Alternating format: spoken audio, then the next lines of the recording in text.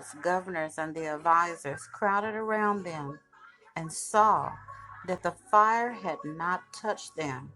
Not a hair on their heads was singed, and their clothing was not scorched. They didn't even smell of smoke. Then Nebuchadnezzar said, "Praise to the God of Shadrach, Meshach, and Abednego. He sent his angel to rescue his servants who trusted in him. They defied the king's command and were willing to die rather than serve or worship any god except their own God. Therefore I make this decree.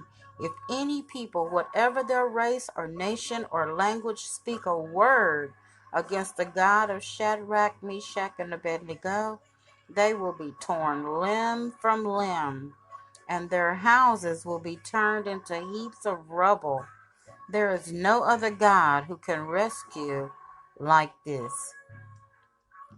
My friend, I want to encourage you after reading Daniel, the 3rd chapter. I want to encourage you to realize that life is like a fire. You're going to be thrown into the fire. You're going to have challenges.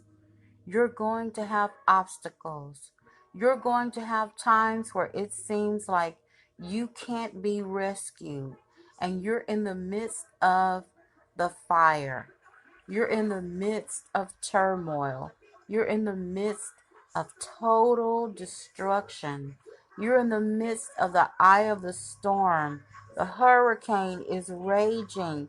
The tornado is damaging everything in its path. But I want you to understand that in the very midst of what you're going through, in the very midst of life itself, God will send his peace.